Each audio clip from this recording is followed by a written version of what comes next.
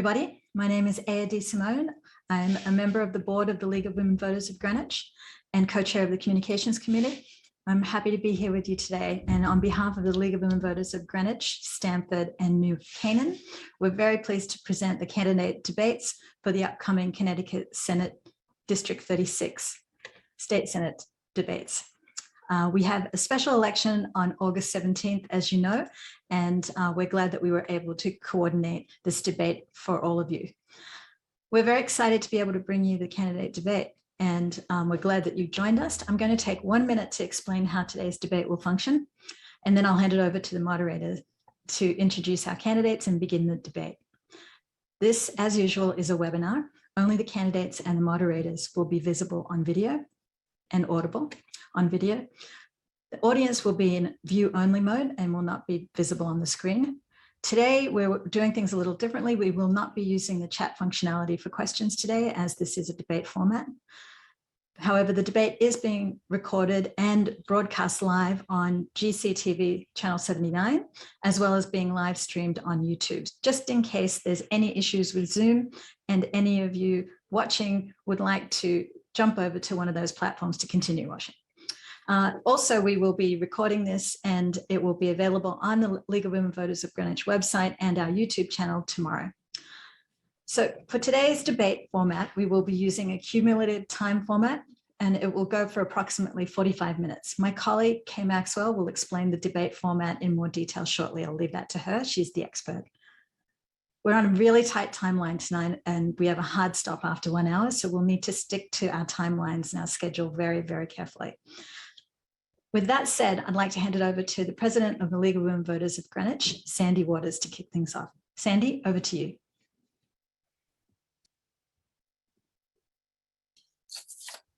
Gotta handle a lot of things at once. Welcome, everyone. The League plans candidate debates like this as part of its fulfillment of its educational mission as a 501c3 tax-exempt nonprofit organization. While the League supports civic engagement and participation in the political process, it is steadfastly nonpartisan. This means that although we have positions on some issues, the League never supports any candidate for public office. We are grateful to the candidates for coming and sharing their ideas about how to best serve Greenwich as a part of the state Senate. We appreciate their support for our nonpartisan status. They have agreed not to edit the resulting recording. The COVID pandemic circumstances have changed the debate format a little bit. We thank the town for allowing us to make use of their tech capacity in the town hall meeting room. We have agreed to follow the town's requirement that we treat this session as a public meeting. Thanks as well to Kay Maxwell for moderating. Kay is not a Greenwich resident. She is a past president of the Connecticut and the national leagues. Her job is to ensure that all candidates have a fair and relatively equal opportunity to speak. She has a long history of fair moderation of league debates, not only in Greenwich, but elsewhere in the state. A special thank you to Becky Gillen, who organized this event. She compiled the questions submitted by registrants. There were almost 100 questions submitted on our website. Some were duplicates. She kept all questions that candidates could respond to and organized them by topic to make clear which topics received the most questions. Both Republican and Democratic members of the League board had the opportunity to review and comment on the assorted list. The moderator has selected the questions being asked this evening. Thank you also to the volunteer League timers who will keep track of each candidate's speaking time. And a special thank you also to the League's Aya D. Simone and to Jenny Larkin and GCTV for managing the technological challenges to ensure that all attendees could see and hear the candidates. I just want to mention that we've recently published an online voter's guide with information about the candidates' views and important voting information. It's available just by inputting one's home address. You may find it on our website, lwvgreenwich.org, and also at the League vote411.org website. At this point, I'd like to introduce Kay Maxwell, who will be running the debate for us tonight. Kay, it's all yours. Thank you, Sandy, and welcome everyone. Our purpose this evening, as it is with any candidate debate, is to provide you with the opportunity to hear the candidates' views on the issues facing the state. This format is designed to allow the candidates time to discuss the issues. The only rule is that the total time used by each candidate by the conclusion of the debate be approximately the same. I will be posing the questions which have come from the public, as it was just explained. And in our brief time, we will obviously only be able to address a few issues. So if one you are interested in is not asked, I encourage you to visit the candidates' website. The candidates are not restricted to 1 or 2 minute responses. Instead, they can spend as little or as much time as they feel is appropriate, within limits, to discuss each issue. Our goal is to encourage debate. The candidates will take turns being the first to respond to a question, and following the question period, each candidate will make a 2-minute closing statement. Members of the league, as has been mentioned, are serving as timers, and they will keep the candidates and me informed of the time expended. If a serious imbalance occurs, then I will step in and try and sort it out. But typically, I don't need to do that because the candidates can see the amount of time that they've talked as well. The candidates are running in a special election, as you know, to be held on August 17th to fill the state Senate seat in District 76. They are, to my immediate left, Ryan Fazio, the Republican candidate. To his left is John Blankley, the petition candidate. And to his left is Alexis Gevanter, the Democratic candidate. And so now to the debate. And the first candidate to respond will be Mr. Fazio. And the question is, traffic and noise on I-95 and the Merritt Parkway appear to be worse than pre-COVID, while public transportation ridership remains low. How would you propose to address these transportation issues, especially if the quote, work from home, end quote, trend continues? Mr. Fazio? First of all, I want to thank the League of Women Voters for hosting us tonight. I want to thank Kay for moderating, and I want to thank my 2 Democratic opponents for joining me tonight. This is one of the most important issues I hear frequently from voters. For instance, noise has gotten worse around 95, and I think we need a noise study by the State Department of Transportation in order to figure out how we can reduce noise pollution, especially for our downtown residents. I also think that we need a traffic study from the State Department of Transportation.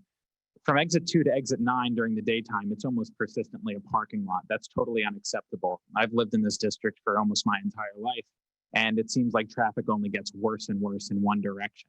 I think actually marginal improvements to traffic flow with the State Department of Transportation studying bottlenecks, especially at on-ramps and off-ramps, and trying to make even marginal improvements to the traffic flow would substantially alleviate a lot of the traffic.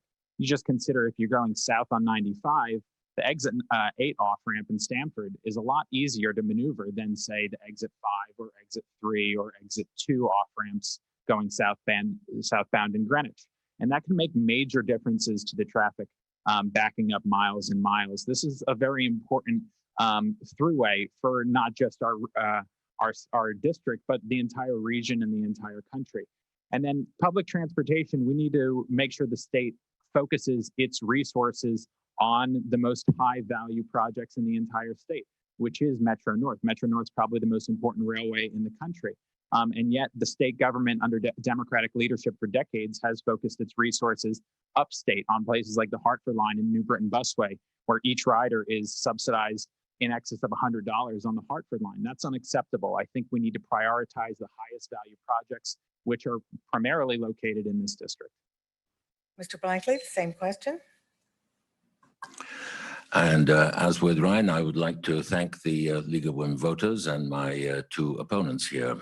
On more than one occasion, I've had the opportunity to thank the League, and on this occasion, I would like to thank you even more than on previous occasions. You have become a bulwark for us against infringements on our civil liberties. And the work that you do to make sure that as many people as possible can vote across the entire country is work that I think is just stupendous, and I thank you for it. As to the question, this feeds right into the major proposal that I have for dealing with the major issue that we have. On a daily basis, do we go around thinking about problems that we have in the state? Do we go around thinking about unfunded pension liabilities or debt overhang? I, who know about these things, not even I think about these things on a daily basis. And certainly no one out there either thinks about them. What they do think about is the problems of the roads. And as Ryan rightly says, it is a catastrophe out there on the roads right now.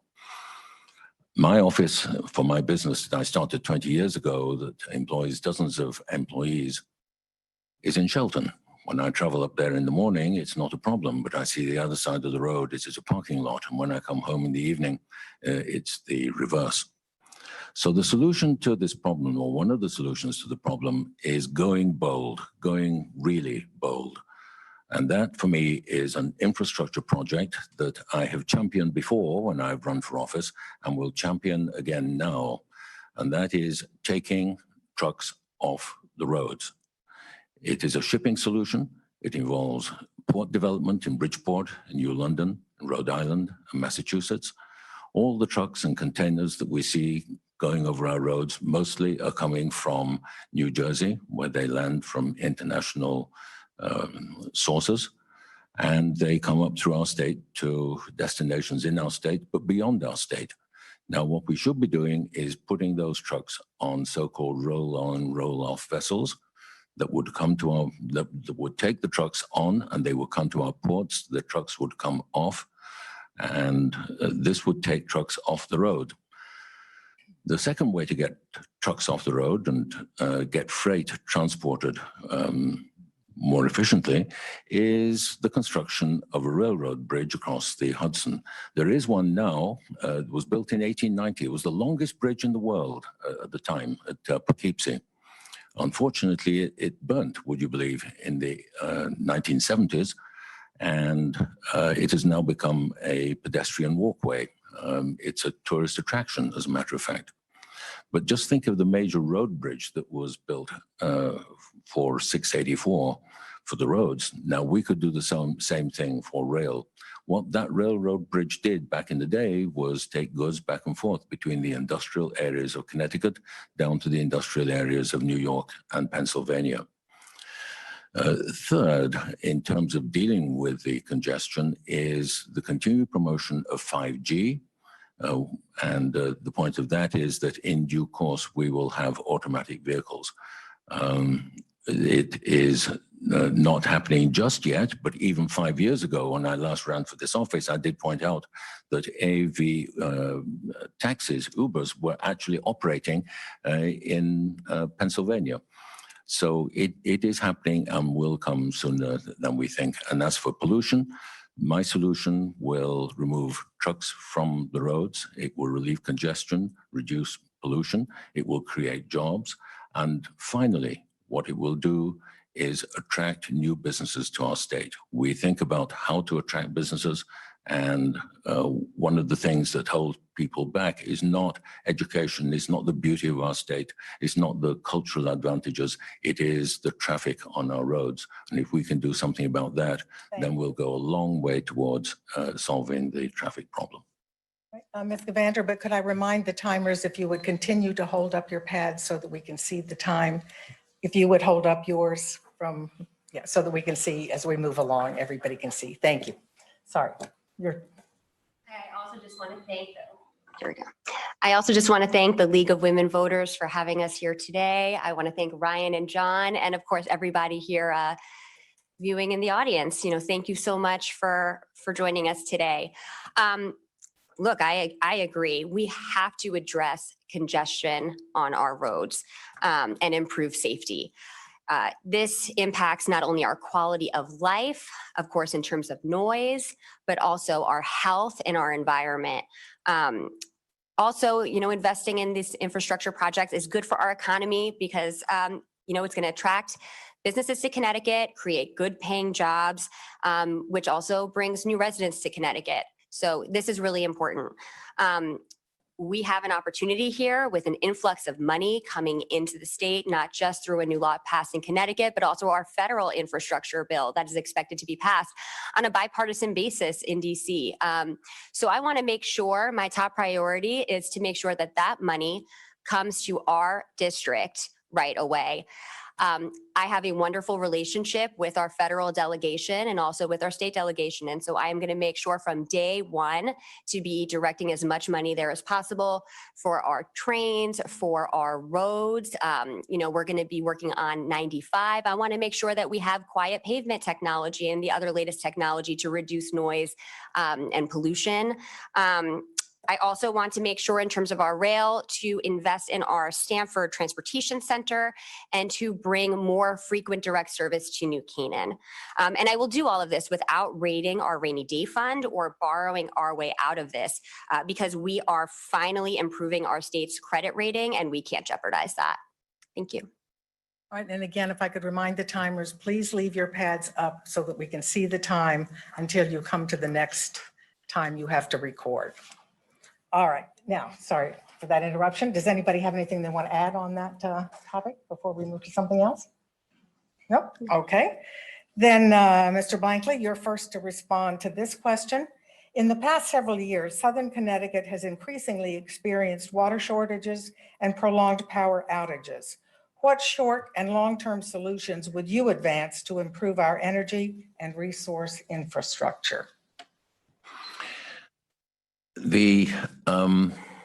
One of the experiences that I had in my life that I'm proudest of was when I worked for a large international company, and we had the job of looking at every kind of a new energy source that might be, whether it was wind or geothermal or solar. And at the time, we hit upon solar, and I was part of the group that started a solar company that eventually became the largest solar company in Europe. So looking at alternative sources of energy is one of the things that we should certainly be looking at, and solar is one of them. Wind is another. At the time when I was looking at the alternatives, wind was not an alternative, but now it is. And floating wind stations are the latest in terms of wind technology, and offshore New London and Groton will be the place where we can achieve that. As for the cost of electricity in our state, we unfortunately have one of the highest costs of electricity in the country. Part of that is because we rely on natural gas, and the price of natural gas fluctuates in terms of electricity generation. The regulatory authority, PURA, there is something that can be done with them that our governor is doing, and that is encouraging them to encourage the utilities to be more proactive, be ready for storms, and when they are failing, to have them penalized, and when they are succeeding, to have them rewarded. So some kind of reward system is already starting to be worked on, and I support the governor in that initiative. Ms. Gevanter? Thank you. So climate change is here. It is an existential crisis for our planet, and every Connecticut resident and business is incurring the costs from it because of ongoing inaction in our government. So that includes rising healthcare costs, soaring childhood asthma rates, flood damage to our homes, flood insurance going through the roof, unreliable global supply chains, soaring electricity bills, as John mentioned. This is an absolute nightmare. So what do we need to do? I think we need bold solutions. We need to be innovative. We need to be open-minded, and we need to be willing to work together to address this critical problem. So something that I support exploring is the Transportation Climate Initiative, also known as TCI. This would be working with 2 neighboring states, a regional approach, which I think is really important as well, to levy fees on oil companies to fund climate change action. Now, some may say that, what happens when you give a fee to an oil company, they may pass on some of that cost to the consumer. If they do, it's projected to be about 5 cents a gallon, which, based on how much the average driver in Connecticut, the average amount people drive in Connecticut, 656 gallons a year, that equals $32.80 over the course of an entire year. So that is certainly less than our children's asthma medication, less than repairing flooded basements. So many people went through this just a few weeks ago. So much less than businesses pay in volatility costs. So in the end, I think that this would reduce costs and help save our planet. Mr. Fazio? Well, again, I'm glad to hear that Alexis is on the record in support of a new gas tax on Connecticut motorists and the middle class in this state. To get back to the actual question at hand, it's about the infrastructure for our electric utilities and our water. Connecticut, as John alluded to, has the highest electricity costs in the lower 48 of any state in the country. Last summer, people around our district were shocked to see that their electricity bills skyrocketed hundreds of dollars a month. All the while, the state government in Hartford has permitted Eversource, the electric utility, and a very bad actor, I think, to expand its monopoly power vertically into power generation. So how can a company that's supposed to be responsible for a reliable and cheap distribution and transmission of electricity also have the conflict of interest of generating our electricity? Just a couple of years ago, the Democratic state legislature voted a new power contract that was 50% owned by Eversource into law, which the cost of which outside of New London was 3 times as high as the average electricity generation costs in the state. The middle class and the working class are hurting in Connecticut. So we need an all of the above energy approach in order to reduce costs, improve reliability of the electricity grid, and make it easier to do business here, to live here, and to afford to be in Connecticut. We need an open and competitive bidding system for all electricity contracts. Currently, I think they're done too much behind closed doors. They should be out in the open for everyone to see. We need to prohibit the consolidation that I mentioned of our utilities and provide more competition. I think we need conservation measures as to the water crisis. We need to reward people for being conservationists. We need some sort of pricing mechanisms in our utilities. And finally, we need PURA, the regulator in charge of the grid, to be more focused on consumer protection than ambitious central planning type schemes. So there are a lot of important specific issues at hand that affect the middle class and the working class in particular. And I think that anyone who wants to run for office in order to levy new taxes on the middle class, regressive taxes nonetheless, has the wrong answers. Did you want to add something? Yes, go ahead. I did, thank you. Mm-hmm. Ryan, I already explained that this is a fee on oil companies, and, words have meaning. This is not a gas tax imposed by the state or collected by the state. This is not a gas tax imposed on consumers. So I do not support higher taxes, but what I do support are bold solutions in order to keep our costs lower than they are in terms of what we are incurring because of climate change. So I don't disagree with any of the other solutions you came up with. I just think that they're insufficient. Particularly Eversource, I definitely agree with you on. It's a great thing that their legislature this last year did pass a bill to hold Eversource to account. But in the end, the prices are too high and the services are too low. And so I don't think we've gone far enough. And I also would want to go further there. Another point I would just like to make quickly about TCI is that in addition to reducing our carbon footprint and working with our partnering states on something that is, again, critical, is also that money is going to go investing into things that we all want and we've already been talking about. So investing in our rail, investing in battery charge stations throughout the state. TCI helps us get there. Thank you. One moment, please, and I'll come. I need to see how much time was used by Mr. Ryan with his second. That wasn't written on the pad.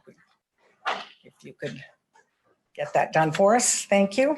Sorry, Mr. Fazio, go ahead. Sure. So the Transportation Climate Initiative itself, the organization, actually says that the costs on consumers will rise anywhere from 5 to 26 cents from this new initiative. The Lamont administration says that it could generate $1 billion in revenue over the next 10 years. That's an enormous amount. And everyone knows it comes out of the pocketbooks of regular middle-class families in this district and in this state who are hurting and paying too much already. You can call it what you want, but a compulsory fee levied by the government on taxpayers, on regular families, is another tax. And so candidates who say that they're running to cut taxes on all families cannot square that with new fees, new compulsory taxes on workers and families, especially middle class and working class ones in this district and in this state. We have to do well with the money we're already taking from regular people in Connecticut. Enough is enough. Anything else? No, I think I've made my point. Okay. I would like to reply to both of Just bear in mind, look at the time used. Indeed, one of the beauties of running as an independent candidate, which is what I am, is that I'm not beholden to either party or the ideologies of either party. Not beholden to the notion of taxes up or down, not beholden to any other kind of notions. But one of the things I can do is to take good points from each. So I take good points from Alexis, and I take good points from the remarks that Ryan just made about some of the initiatives that are possible as far as utilities are concerned. But one point on TCI, I will say that if I sway between either of these two on that issue, I sway this way on TCI. It is an existential matter that we are dealing with. In the debate earlier this week, we talked to millennials, and their greatest concern is the damage that we in our generation have been doing to our planet. One small step is what TCI is, and I say, let's take it. Anything else on that question? Thank you. All right, then Ms. Gevanter, you're first to respond to this one. Connecticut has one of the highest levels of unfunded pensions and other post-employment benefits liabilities in the country. How would you propose to control these costs and bring Connecticut more in line with neighboring states?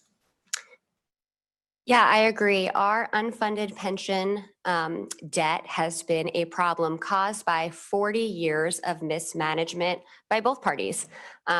It's absolutely a problem.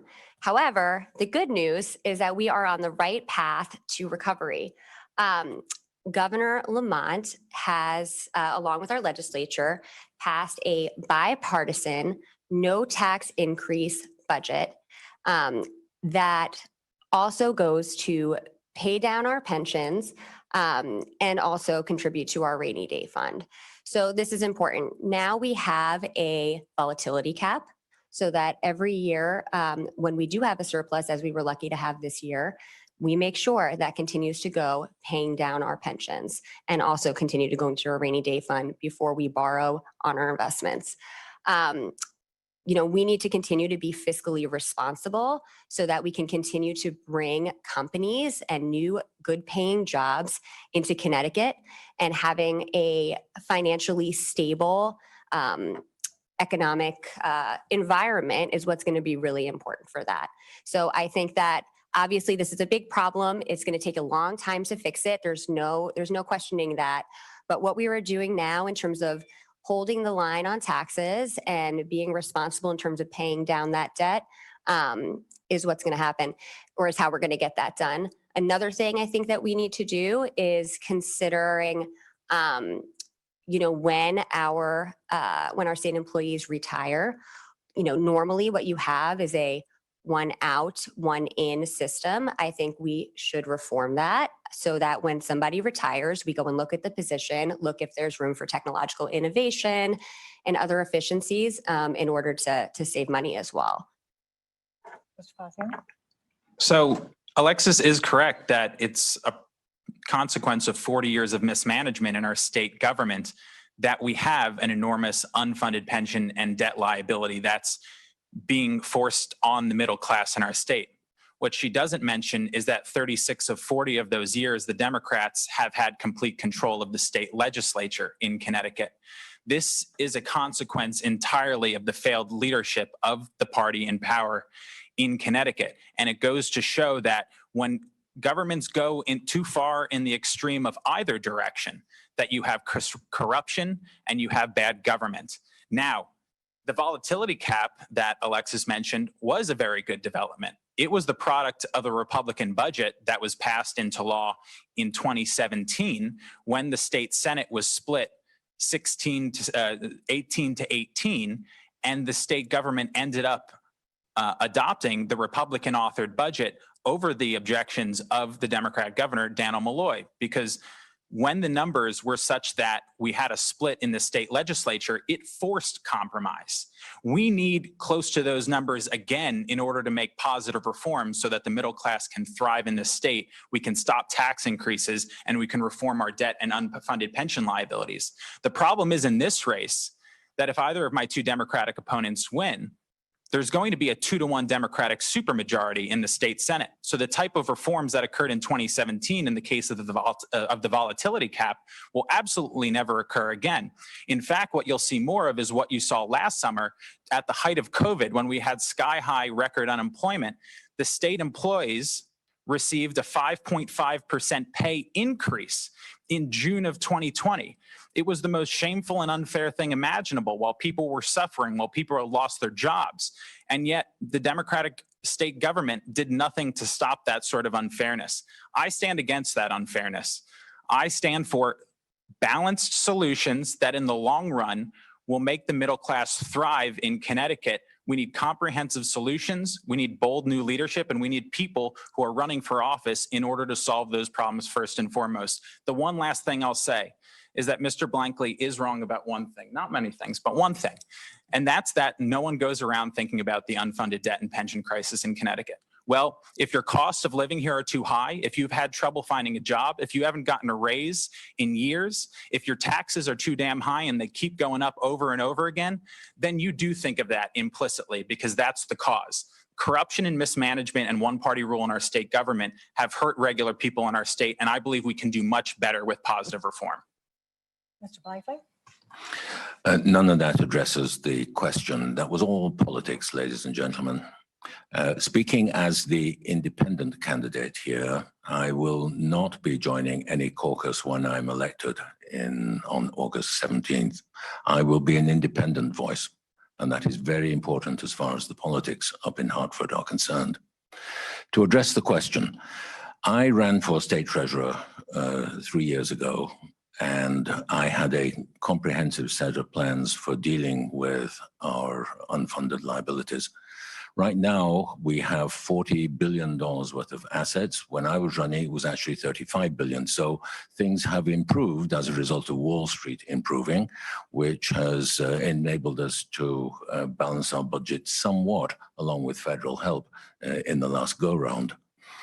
Unfortunately, the liabilities are significantly higher, something of the order of $65 billion. How do we deal with that over time? And the answer is only over time. And that is by increasing economic growth in our state, by investing, as I have suggested, in ways which can alleviate congestion, remove $4 to $5 billion worth of overhang from that congestion. And how exactly do we get a higher rate of return on the $40 billion worth of assets? The answer is we follow Mr. Swenson, who ran the Yale endowment until he unfortunately passed away last year. And that is to invest significantly more in alternative kinds of investments, private investments. 90% of the Yale endowment was in private investment, and his returns beat any other endowment in the country. It is significant.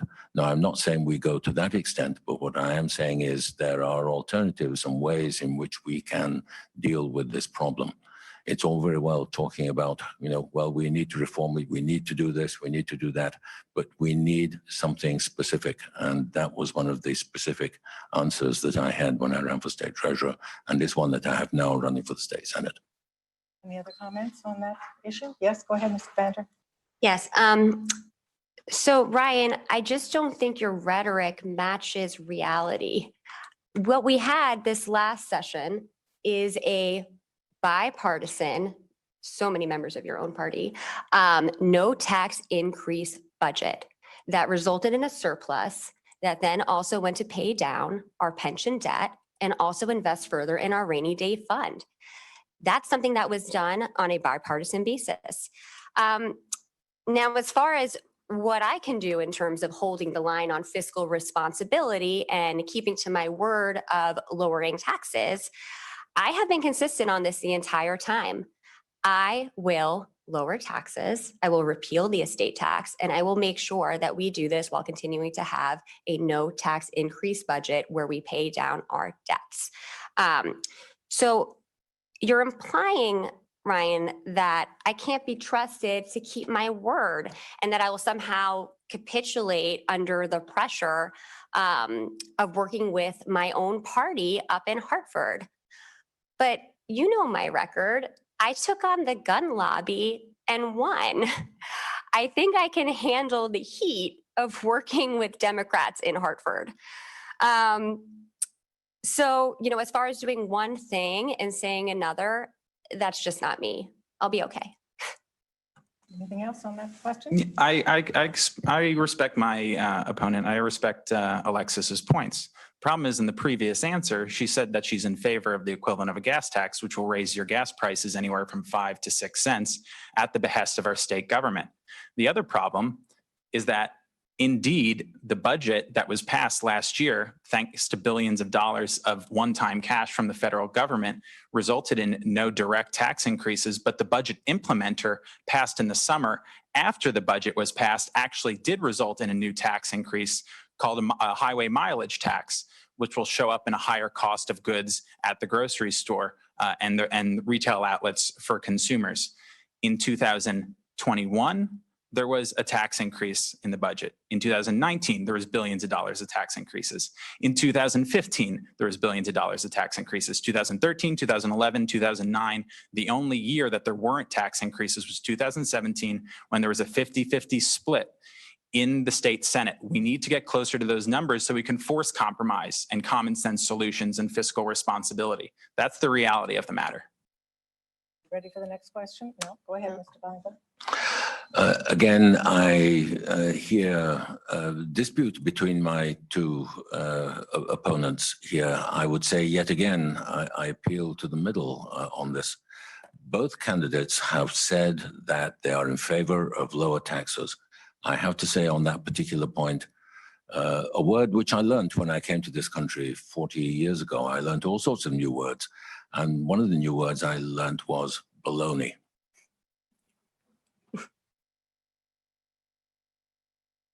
Ready for the next question? Sure. Okay. Mr. Fazio, it's your turn to respond first. What is your position with respect to overriding town control of residential zoning in order to promote construction of affordable housing? When I ran for office last year, I was firmly opposed to state infringement on local prerogatives, especially over town planning and zoning and schools as well. The Democrats who ran for office in Fairfield County also said the same. The problem was when bills actually came to the floor of the state Senate and the state House, there was a bill that was passed into law that did undermine several matters of local rights over planning and zoning, including over regulating accessory dwelling units and including over using the concept of character in our town zoning codes locally.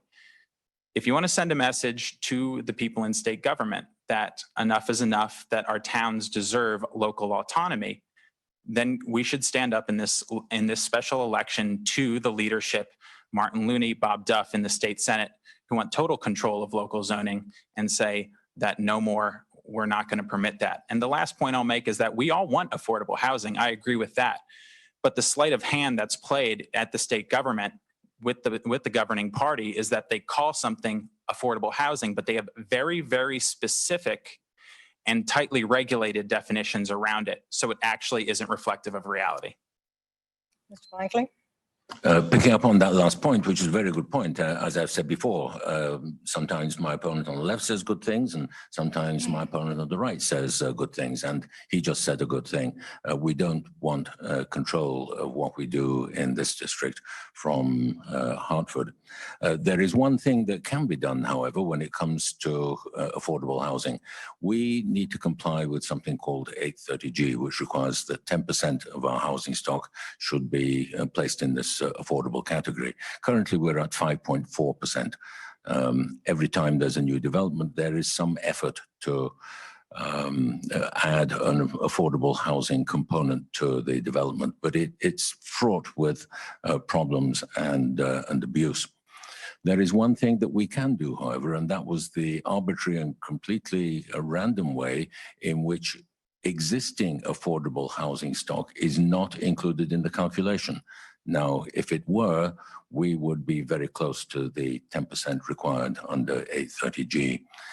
As for other initiatives to increase affordable housing, the Housing Trust Fund, which was set up in Stamford, is now being duplicated in Greenwich, is currently going through the process in town through the BET and through the RTM, and there is every possibility that some funds from the American Rescue Package may go into the trust fund along with other contributions, hopefully from private sources, and this will be a major contributor to increasing the affordable housing stock in town.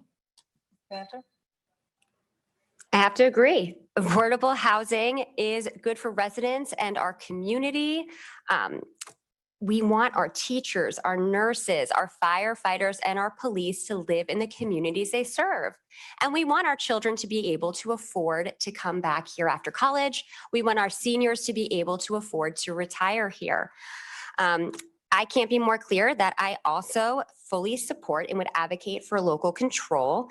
And this is because our towns are best equipped to be innovative, to add affordable housing in a way that preserves our green spaces and our New England feel, and ensures that any new construction fits within the scale of our community. And so, hey, look, I think there's going to be a lot of things we disagree on as this debate continues, but this is some good news for our district and for Connecticut that we're all on the same page here. Anything else on that topic? All right, next question, and Mr. Blankley, you're first to respond. Excuse me. What steps would you propose to expand the Connecticut economy, keep young people in the state, and reduce unemployment, which was 7.9% in Connecticut in June of 2021? That placed Connecticut in a tie with New Mexico near the bottom at number 49 for states with unemployment rates that have bounced back the least. The good news is the number is actually 7.7%, not 7.9, and it's down from 8 point something. So it's trending in the right direction. It's not where it should be by any stroke, but it is at least moving in the right direction. What can we do to make it better? Well, if you look at my experience from my big corporate company days and my experience as an entrepreneurial capitalist, I have skills which my two opponents do not have to grow the economy. First of all, on the big corporate side, I will repeat again, the major capital investment infrastructure plan that I have is not just a plan that I have read about. It is a plan that I know about, and it is very similar to plans that I implemented when working for big corporate firms, hundreds of millions of dollars, and in fact, in one case, $500 million project. So knowing how these things work is very important. On the entrepreneurial side, I started the company 20 years ago. We have dozens of employees. We're currently hiring, as a matter of fact. Starting a business and growing a business is something which I am the only candidate here who has actually done something. I'm the only candidate who actually applied to the business loan, the express loan program that the state has, and found it clumsy indeed. So there are a number of things that I can propose with regard to new business creation. But in the end, it is the bold stroke. It is the capital investment in our ports and getting trucks off our roads that will do the trick. Ms. Gevanter? Connecticut is an absolutely wonderful place to live. It's why people like Ryan, who grew up here, came back here. It's why John and I decided to raise our families here. But of course, the pandemic has been devastating to our economy and for really our entire country. Here in Connecticut, we have managed to weather it better than most because of the leadership of Governor Lamont and because of the strength of our rainy day fund. So what have we seen? We have an influx of new families moving to Connecticut. We have had, and by the way, choosing, of course, Connecticut over nearby Westchester and New Jersey. They're choosing Connecticut. We have had 4 large companies announce plans to relocate their headquarters right in our district. This is going to bring 500 new jobs. This is just over the past couple months. 500 new jobs, which is going to be 500 families putting food on the table. This is really good news. There are also financial firms racing for suburban office space right in our downtowns. So there is no question, unemployment is high. It's high because of the pandemic, but it was high before the pandemic for all of the reasons we discussed earlier. But we are getting on the right path and we need to stay the course. So how are we going to do this? I am a business attorney. I spent over 8 years advising companies on how to grow their businesses and expand across the country, navigating a variety of regulatory environments. So I know what businesses are looking for when they want to relocate or headquarter in a state. And so my plan to address unemployment and attract these new companies to our state includes public safety and health, prosperity, and progress. And that's because we need our state to be safe and healthy, to have our companies and families that would work there want to live here. We need prosperity. We need low taxes. We need a business-friendly environment to make sure that they come here. And then we need progress because we need to make sure that our environment is healthy, that this is a place that matches the values of companies and people who want to move here. And so I think that if we focus on all of those things, more businesses will continue to come. And of course, again, it takes some time. The unemployment numbers reflect that. We are in the middle of a pandemic, but we are moving in the right direction. And I would continue to stay the course, work with Governor Lamont, and continue to just do better and better and better. Fazio? Just like in the debate we had on Tuesday, I have a significant difference with my Democratic opponents. They paint a much more rosy picture of the economic landscape in Connecticut than just actually exists. When I go up and down the business districts in Greenwich and Stamford and New Canaan and talk to small businesses, as I have the past few weeks, they don't paint a rosy picture. They say that they love this community, that it has great people. I know that, certainly. And that's why it's so disappointing to see the economic numbers as they are. But what they tell me is that demand is falling, that the cost of doing business is rising, that their taxes are too high, that it's difficult to find workers, even though our unemployment rate is tied for the highest in the country. I just believe that we can do so much better in this state. We are not weathering the economic storm better than most states, as Alexis says. We have the highest unemployment rate in the country. That's just not acceptable. But it's a direct consequence of the failures of our state leadership and almost 40 years of unitary democratic rule. When you do something over and over again and expect a different result each time, I think there's an idiom for it. It's not going to happen. We need a total change in direction. And in order to do that, we need specific policy measures, not just platitudes. We need a tax reform plan where we can finance an across-the-board income tax cut for middle-class families in this state. It could be financed in part by reducing tax expenditures, carve-outs, deductions in the tax code, which, yes, John, do number in excess of $6 billion. We can reform our budget and budgetary process, put our state on a debt diet, divest the state of non-productive, non-core assets, which drain hundreds of millions of dollars. We can reform our unfunded pension and health insurance liabilities, and we can improve regulations in order to reduce the cost of healthcare by focusing on the supply side and generating more healthcare itself, and also improve regulations over electricity to reduce the cost of electricity and the cost of living generally for all families. I'm running for this position because I have high standards for our district, because I believe it's truly the best place imaginable to build a life. But our state's economy is hurting. It's been hurting a long time because of the failure of leadership. If we bring a change in direction in Hartford, starting with this election, then the best days can be ahead of us and our economy. Anything else on that issue? Yes, go ahead, Ms. Gevanter. I think so. I'll come back to you. I just saw her first. Go ahead. Sorry, John. Once again, I just don't think that Ryan's rhetoric matches reality. I think that the voters in our community can feel the turnaround. You can see it. There are bidding wars on our homes. There are companies moving here. There are jobs created here. There is a thriving downtown in all of our cities. So you're right. I do think that we have a very different view of Connecticut and on where it's going. Again, as far as standards, I absolutely am committed to continuing to go in this direction. But to say that we're trying the same thing all over again and expecting a different result, well, I don't know what that means. I think that Governor Lamont is trying something entirely new and it's working. So it is a choice for voters. I think that you're right. I think that there is a clear contrast there. And I would offer that choice. Again, one can pluck good things from what Alexis has just said and good things from what Ryan has just said.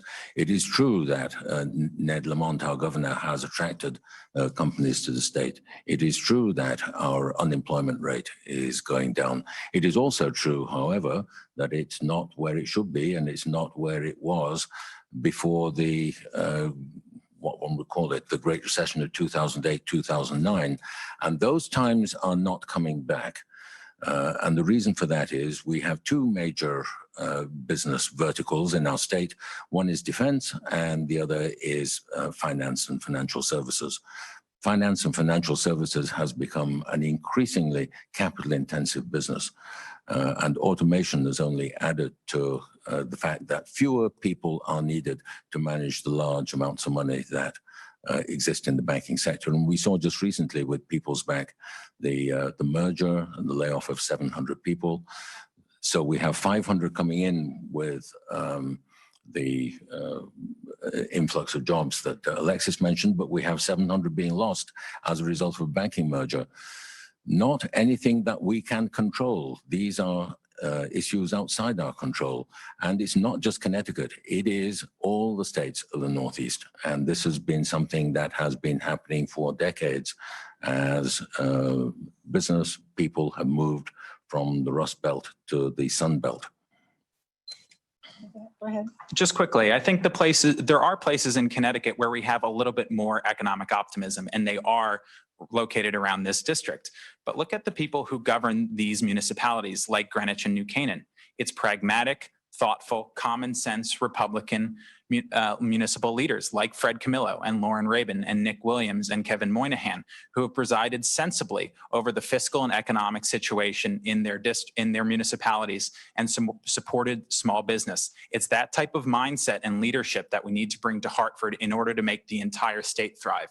Because if the entire state doesn't thrive, the tax base narrows, the burdens on our district go up, and economic opportunity can wash away from everywhere. We can do far better. I'm optimistic, but it's going to take positive change.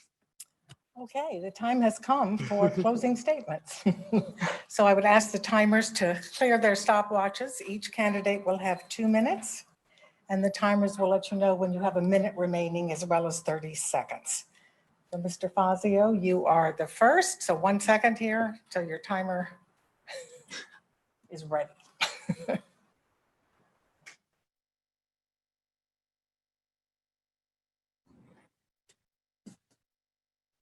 If there are problems with that stopwatch, we could, okay, well, use another. The timer in the middle, you go ahead and time it. You're okay, fine. Mr. Fazio, proceed. Thank you to the League of Women Voters for hosting tonight. Thank you everyone for watching. And thank you to my two Democratic opponents for joining me in another important discussion. What's so funny, John? The eyes of Connecticut are on the voters of Greenwich, Stamford, and New Canaan for the next 11 days. They are on us, the voters, to render a verdict as to whether the status quo in our state government is acceptable or whether we can do better. Is it acceptable that Connecticut now has the highest unemployment rate in the country, the second highest taxes, and the second highest debt burden for the next generation to pay? Is it acceptable that car thefts have risen 40% in the last year, homicides 30%, and our police are demoralized all over the state? Is it acceptable that our state government continues to restrict our freedoms and local control of our towns? And is it acceptable that we've had 12 years of one-party rule in our state and little room for compromise or bipartisanship? If someone wanted to hand the Democratic leaders in the state Senate a supermajority to advance a statewide property tax, state control over local zoning and schools, and more unsafe policing policies, I understand why they would vote for either of my Democratic opponents. But if you believe that we can do better, I ask for you to consider a different option. I know we can do better because this community is my home. We have the best people with big hearts. Now we also need a state government that's equal to the caliber of our people. So let's bring people together across the aisle to cut taxes on all families, reduce the cost of healthcare and electricity. Let's support our local police and reduce crime in our most vulnerable neighborhoods. Let's protect personal freedom, local control, our environment, and bring everyone together. On August 17th, I ask for your confidence, your vote, and I promise to work hard every day for every person in our community as your state senator. Thank you. Thank you. Mr. Blankley, your 2-minute closing. Speaking as the independent candidate here, although Ryan is quite right, I am still registered the Democrat, but I will be entirely independent. I'm running as a petition candidate, and I'm doing that because I've discovered that there is a strong sense in people out there that they don't want the ideologies of either extreme wing of either party. They want something sensible in the middle. I'm appealing to moderate Democrats, moderate Republicans, and that greater number in the middle, the unaffiliated voters who outnumber either party at this point in time.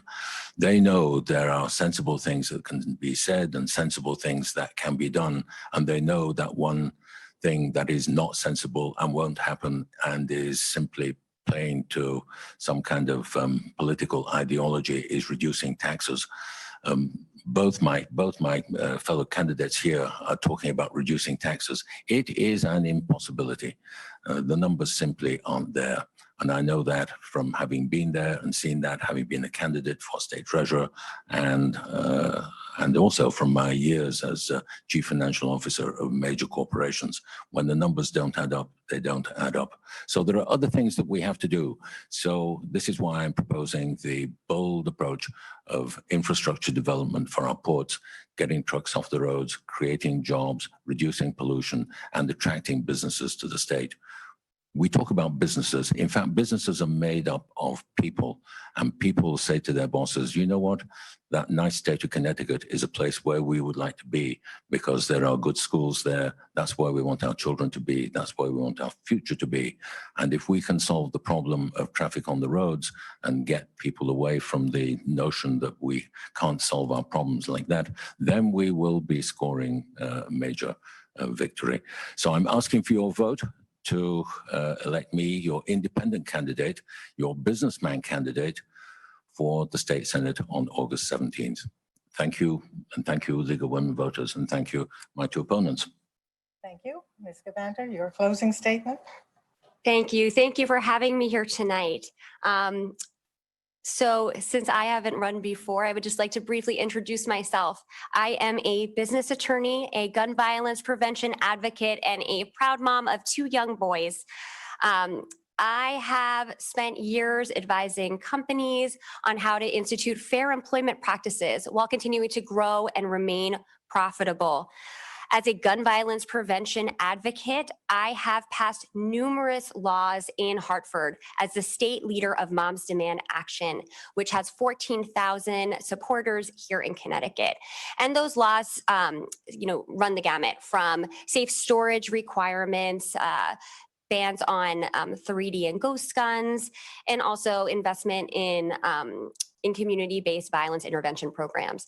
Now, while gun violence prevention is a widely popular area and issue of concern. It's not easy to pass these things in Hartford on a wide bipartisan basis, but I did again and again. And I did that by listening, finding common ground, and building coalitions to create change. And that's exactly what I'm going to do as a state senator for our district. And so, as I've mentioned before, what I want to do is focus on public safety, again, gun violence prevention, of course, but also, fully funding our police, supporting our firefighters. And that also includes public health, making sure that we keep our vaccination rates high while we also keep our businesses open and keep everybody safe. Prosperity, we've talked a lot about tonight. I will lower taxes, including repeal the estate tax, and I will help bring businesses into Connecticut. Progress is something that we haven't had a chance to talk about a lot tonight, but I think this is where there is a clear distinction. I am going to be a champion for equality, for women's rights, for our environment. For voting access. This is what I'm going to do. So thank you so much. I really appreciate it. Thank you very much. Thank you, all of you candidates this evening. And now I'd like to turn it back to Aya DeSimone for some important information about the election.